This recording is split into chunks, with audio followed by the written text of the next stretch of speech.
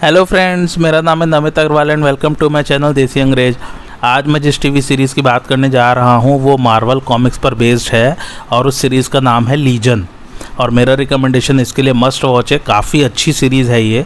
और इससे पहले कि मैं रिव्यू शुरू करूँ, आप लोग जल्दी से मेरे चैनल को सब्सक्राइब कर लीजिए ताकि आपको और भी टीवी सीरीज़ और मूवीज़ के रिव्यूज़ की नोटिफिकेशन मिल सके। डिस्क्रिप्शन की बात करता हूँ मैं। इस सीरीज़ में डेविड हॉलर नाम के एक बंदे को मेंटल हॉस्पिटल में दिखाया गया है। उसकी मुलाकात एक बहुत ही खूबसूरत पेशेंट से होती है जिसका नाम है सिड बैरेट।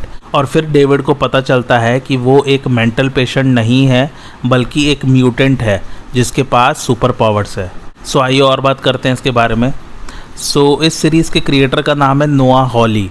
ये फार्गो नाम की सीरीज़ के भी क्रिएटर हैं और ये बोन्स नाम की टीवी सीरीज़ के भी राइटर और प्रोड्यूसर रह चुके हैं, बट सिर्फ शुरू के 3-4 सीजन्स के लिए ही रहे थे बोन्स के राइटर और प्रोड्यूसर। दोनों ही सीरीज़ का रिव्यू मैंने इस चैनल पर किया हुआ है, फार्गो का भी और बोन्स का भी। दोनों ही मस्त सीरीज़ हैं। खैर, इस सीरीज़ को दिखाया गया था 2017 से 2019 के बीच में और इसमें मात्र 3 सीजन्स हैं और टोटल 27 एपिसोड्स। ये सीरीज़ दरअसल बेस्ड है मार्वल कॉमिक्स के एंटी हीरो पर जिसका नाम लीजन है और इस कैरेक्टर के क्रिएटर के नाम हैं क्रिस क्लेयरमॉन्ट और बिल शाइंकोवाइस। अब इससे पहले कि मैं रिव्यू शुरू करूँ, आप लोगों को थोड़ी सी बैक स्टोरी बता देता हूँ लीजन की। लीजन बेटा है चार्ल्स एक्जेवियर का और गैब्रियल हॉलर का। तो आप लोग अब तक ये तो समझ ही गए होंगे कि ये कैरेक्टर एक्समैन वाली कॉमिक्स को बिलोंग करता है और उसमें आप सभी को चार्ल्स एक्जेवियर कौन है पता ही होगा। चार्ल्स एक्जेवियर को प्रोफेसर एक्स भी कहा जाता है और यही इंसान पूरी कोशिश में लगा रहता है कि ह्यूमंस और म्यूटेंट्स एक साथ शांति से रह सके। म्यूटेंट्स दरअसल है क्या, तो पहले तो ये समझ लीजिए कि ये टोटली काल्पनिक है। ये वैज्ञानिक तरीके से प्रूव्ड है कि म्यूटेशन से सुपर पावर्स नहीं आती है। ये सिर्फ कॉमिक्स की दुनिया में दिखाने के लिए इस शब्द का इस्तेमाल किया गया है। तो हर इंसान का एक नॉर्मल डीएनए सीक्वेंस होता है। इसी डीएनए सीक्वेंस में अगर कोई चेंज आ जाए तो उसे म्यूटेशन कहते हैं। इसका एग्जैक्ट मतलब क्या हुआ? चेंज आने का मतलब क्या है? मतलब है कि किसी डीएनए सीक्वेंस में डैमेज होना। एग्जैक्टली डैमेज नहीं कह सकते क्योंकि कुछ बहुत ही रेयर म्यूटेशंस इंसानों में या ऑर्गेनिजम्स में एवोल्यूशन भी लाता है, यानी कि विकास भी करता है। जैसे कि कोई पर्टिकुलर म्यूटेशन के कारण कोई इंसान या ऑर्गेनिज्म या उसकी आने वाली पीढ़ियां किसी पर्टिकुलर बीमारी से ज़िंदगी भर बची रह सकती हैं, या यूँ कह लीजिए कि वो बीमारी उन्हें कभी होगी ही नहीं क्योंकि उनके डीएनए सीक्वेंस में एक पर्टिकुलर म्यूटेशन हो रखा है। जनरली म्यूटेशन के कारण आम आदमी को बीमारियां ही होती हैं, इसलिए अगर डीएनए सीक्वेंस में कोई चेंज होता है यानी कि बदलाव होता है यानी कि खराबी होती है तो तुरंत उसे हमारी बॉडी के सेल्स यानी कि कोशिकाएं उसे रिपेयर करने लग जाती हैं। अगर रिपेयर नहीं हो पाता है तब फिर कोई पर्टिकुलर बीमारी उस इंसान को होती है। खैर, कॉमिक्स की दुनिया में दिखाया है कि म्यूटेशन के कारण इंसानों में सुपर पावर्स आने लग गए हैं और नॉर्मल इंसान उनसे नफरत करने लग गए हैं। एक्चुअली जैसे नॉर्मल इंसानों में अच्छे और बुरे लोग होते हैं वैसे ही म्यूटेंट्स में भी अच्छे और बुरे म्यूटेंट्स हैं। बुरे म्यूटेंट्स अपनी सुपर पावर्स यूज़ करके नॉर्मल इंसानों को मार सकते हैं या उसका फ़ायदा उठाकर किसी को भी लूट मार पीट सकते हैं। खैर, चार्ल्स एक्जेवियर उर्फ प्रोफेसर एक्स को सबसे शक्तिशाली म्यूटेंट्स में से एक दिखाया गया है जो कि दूसरे म्यूटेंट्स या इंसानों के दिमाग को पढ़ सकता है और उनके दिमाग को कंट्रोल भी कर सकता है। प्रोफेसर एक्स ने म्यूटेंट्स के लिए एक स्कूल खोला है जहां पर आके वो लोग अपनी पावर्स या एबिलिटीज़ को कैसे कंट्रोल करना है और उन्हें कैसे लोगों के भले के लिए यूज़ करना है वो सीख सकते हैं। एनीवे, मैं बता रहा था आप लोगों को कि लीजन चार्ल्स एक्जेवियर और गैब्रियल हॉलर का बेटा है। गैब्रियल हॉलर को चार्ल्स एक्जेवियर ने एक एक्सीडेंट से बचाया था और फिर दोनों में प्यार हो गया था। लीजन की एक्चुअल पावर्स क्या है वो सुन लीजिए पहले, फिर उसकी कहानी बताता हूँ आपको। डेविड हॉलर यानी कि लीजन को एक्चुअली में बहुत ही भयंकर दिमागी बीमारी है जिसमें उसे डिसोसिएटिव आइडेंटिटी डिसऑर्डर है। अब ये क्या होता है? डिसोसिएटिव आइडेंटिटी डिसऑर्डर में एक इंसान के बहुत सारी पर्सनैलिटीज़ या व्यक्तित्व डेवलप हो जाते हैं, या यूँ कह लीजिए कि इंसान थोड़ी थोड़ी देर में अलग अलग इंसानों जैसा बिहेव करता रहता है। जैसे कि कुछ समय के लिए वो एकदम कॉन्फिडेंट और खुश मिजाज रहता है, और कभी वो खूब डरपोक हो जाता है, तो कभी वो एकदम से इंटेलिजेंट हो जाता है, तो कभी एकदम बेवकूफ़ हो जाता है, और भी तरह तरह की उसकी पर्सनैलिटीज़ देखने में आती हैं। जिसको ये बीमारी होती है, ज़रूरी नहीं है कि उसकी बहुत सारी आइडेंटिटीज़ या पर्सनैलिटीज़ या व्यक्तित्व रहेंगे। हो सकता है मात्र 1 या 2 पर्सनैलिटीज़ ही हों, या फिर 2 से ज़्यादा भी हो सकती है। डिपेंड करता है कि कितनी सीरियस है ये बीमारी उस इंसान में। अब लीजन के केस में ये बीमारी एक लेवल ऊपर हो जाता है। वो कैसे? वो ऐसे कि पहली बात तो लीजन की हज़ारों पर्सनैलिटीज़ है। दूसरी बात, उसकी हर पर्सनैलिटी के पास एक डिफरेंट सुपर पावर है। तो लीजन एक्चुअली में one of the strongest mutants में गिना जाता है, यानी कि लीजन एक बहुत ही पावरफुल म्यूटेंट है। अब लीजन की कहानी सुनिए। हाँ, तो चार्ल्स और गैब्रियल में प्यार हो जाता है, और फिर दोनों में किसी कारणवश ब्रेकअप भी हो जाता है। गैब्रियल चार्ल्स के बच्चे से प्रेग्नेंट है, लेकिन गैब्रियल ये बात चार्ल्स को नहीं बताती है। गैब्रियल अब अपने बेटे डेविड के साथ पेरिस में शिफ्ट हो चुकी है और वहाँ रह रही है, और उसने दूसरी शादी भी कर ली है। एक दिन उनके घर पर आतंकवादी हमला कर देते हैं। डेविड के सौतेले पिता मारे जाते हैं हमले में।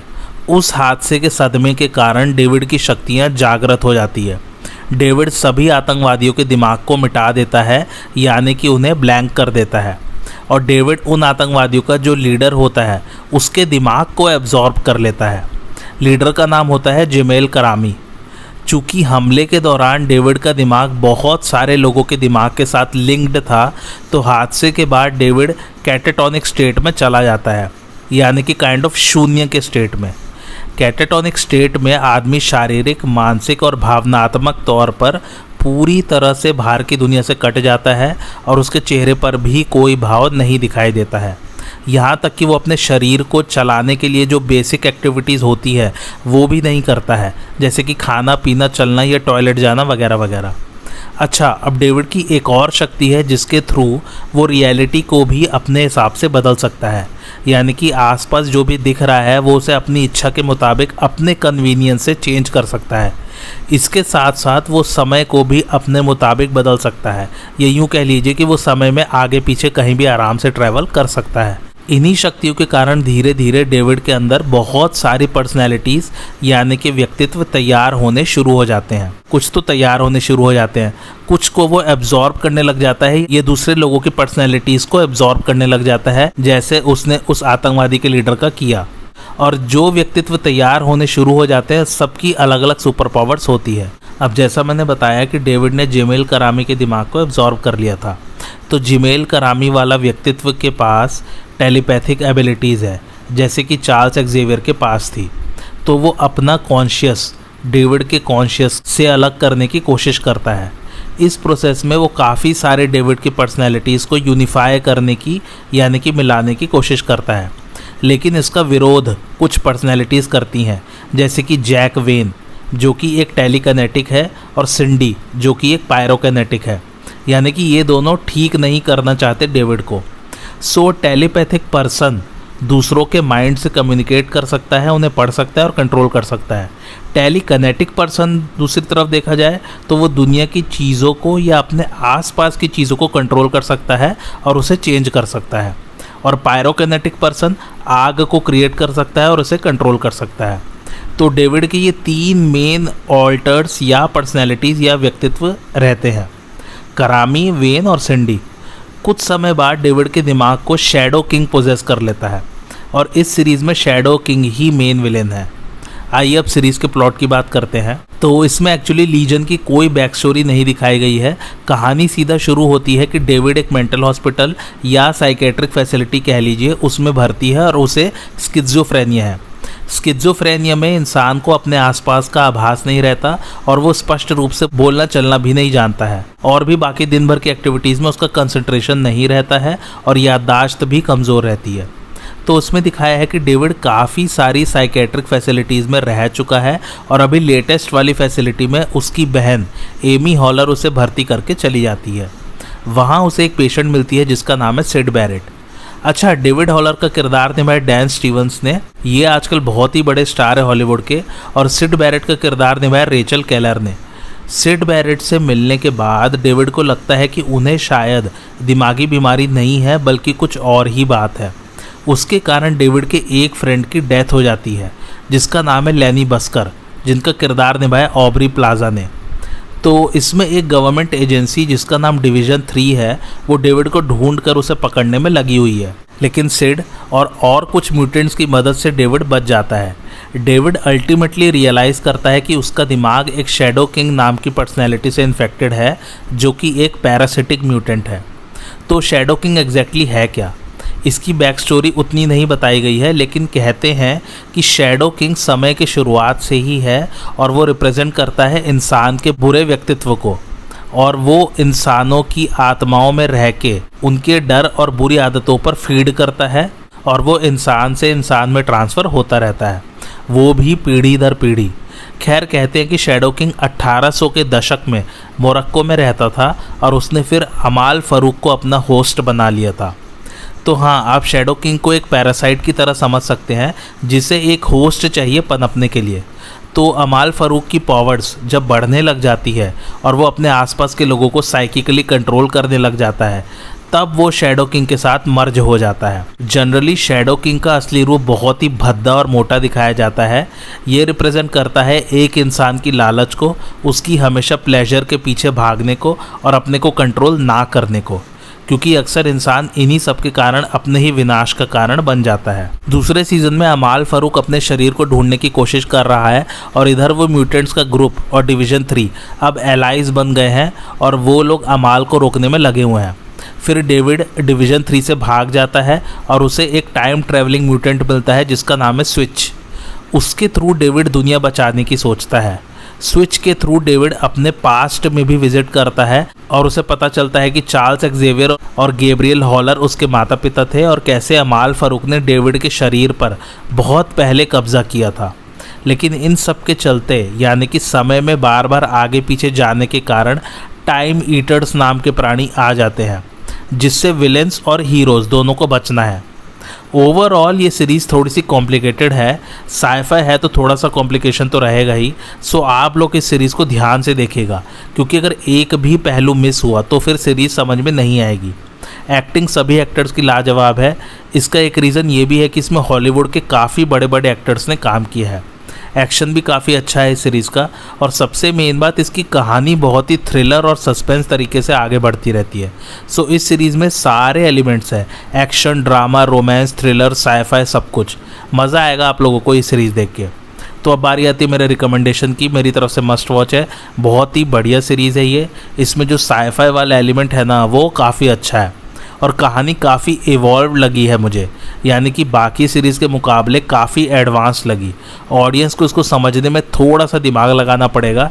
एनीवे, सीरीज़ काफ़ी अच्छी है, सो देखिए और मुझे कमेंट करके बताइए कि कैसे लगे आप लोगों को ये सीरीज़। और हाँ, इसके सेकंड सीज़न में पहले 10 ही एपिसोड्स होने वाले थे, लेकिन उन 10 एपिसोड्स के लिए इतने सारे सीन्स शूट किए गए थे कि काफ़ी सारे तो दिखाए भी नहीं गए थे और वो सीन्स वेस्ट हो रहे थे।